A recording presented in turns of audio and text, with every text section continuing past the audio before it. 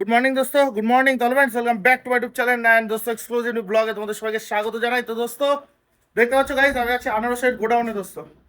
এই দেখো আনারসের গোডাউন পিছনে।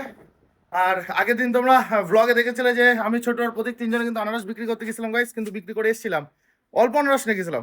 আর আজকে গাইস লোড হচ্ছে, দেখো পুরো এক ভ্যান। আজকে এক ভ্যান আনারস নিয়ে যাবো আমি আর ছোট দুজনে মিলে গাইস চ্যালেঞ্জ দিছি, এক ভ্যান আনারস সেটা 70 টাকা 50 টাকা বিক্রি করবো। আর আজকে হচ্ছে উল্টো রথের দিন দোস্ত, ওর জন্যই আমি ছোট প্ল্যান করলাম যে বিক্রি করবোই, বিক্রি করেই আসবো, এরকম একটা প্ল্যান দোস্ত। তো যাক, লোড হচ্ছে, লোড হোক, দেখা যাক লোডের শেষে কতগুলো আনারস লোড হয় একটা ভ্যানে। মাল কিন্তু আমাদের লোড করা হয়ে গেছে, একদম পুরো এক ভ্যান মাল লোড করা গেছে। ছোট কতগুলো মাল আছে এখানে? 77টা মাল আছে এই জায়গায়। আর এই জায়গাটা ফাঁকা রয়েছে, এই জায়গাটা আমি বসবো, কিন্তু এইটুকু জায়গায় বসবো কি করে আমি সেই চিন্তায় রয়েছি।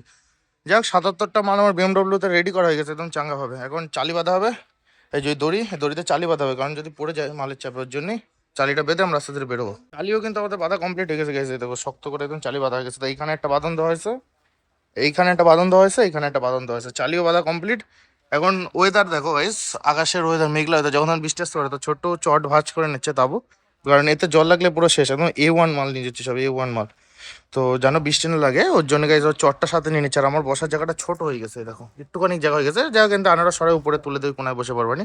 আর চটও সাথে যেখানে নিনো হচ্ছে। এখন আমরা আস্তে আস্তে বেরোবো, মালটা নিয়ে আমরা কোথায় যাচ্ছি আমি জানাচ্ছি একটু পরে। দোস্ত আমরা কিন্তু বেরিয়ে পড়েছি গাইজ, দেখতেই পাচ্ছ। ছোট কিন্তু সামনে ড্রাইভ করছে বিন্দাস একদম। এখন আছে আমরা দিঘিরাটের রাস্তায়, দেখো দিঘিরাটের রাস্তায়।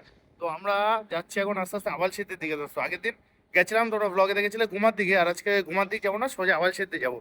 আর মাল দেখো পিছনে একদম লোড করে নিয়েছে, দেখো গাইজ অবস্থা।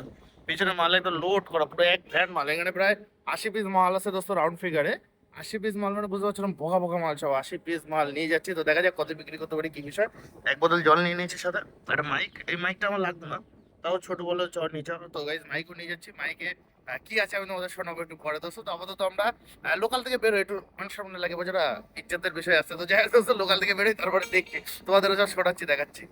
আমি তো বললাম তোমাদের মাইকের আওয়াজ শোনাবো, তো তার ভিতরে গাইজ আমাদের কিন্তু একটা দোকানে মাল বিক্রি হয়ে গেছে, দেখতে পাচ্ছ। আর পুরো ঘিরে ধরেছে আমাদের। তো এইখানে মাল দিয়ে আমরা এখন চলে যাবো আর শোনাতে। ফাইনালি গাইজ আমাদের কিন্তু মাল সব বিক্রি হয়ে গেছে, আমরা এখন পুরো খালি করে এখন যাচ্ছি আমরা আমার বাড়ির দিকে।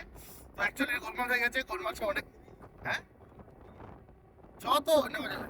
তো দোস্ত এখন চিন্তা ভাবনা আছে আবার কি বিক্রি করতে বেরোবো কিনা, দেখা যাক কি হয়। কালকে তো বাড়িতে পৌঁছাই, মানে একদম জমা খিচুড়ি অবস্থা দোস্ত। তো যা ভালো টাকা ইনকাম করা হয়ে গেছে দোস্ত। ইনকাম মানে আমাদের আমাদের না, মানে মাল বিক্রি করেছি, টাকা আসছে। এবার আমাদের কি হবে সেটা দেখা যাক, পরে দেখাবো কত কি পাচ্ছি আমরা বা কত প্রফিট করতে হলো। অ্যাকচুয়ালি মাল গোনায় ভুলে গেছে, 77 পিস মাল নিয়ে বেরিয়েছিলাম আমরা।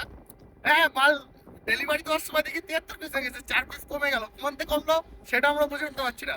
যাক, ওটা নিয়ে বাদ দাও, 4 পিস ওটা কোনো বড় কথা না। আমরা এখন মাল বিক্রি করে উঠতে উঠতে যাচ্ছি এখন আমরা আমাদের রুমের দিকে বা বাড়ির দিকে।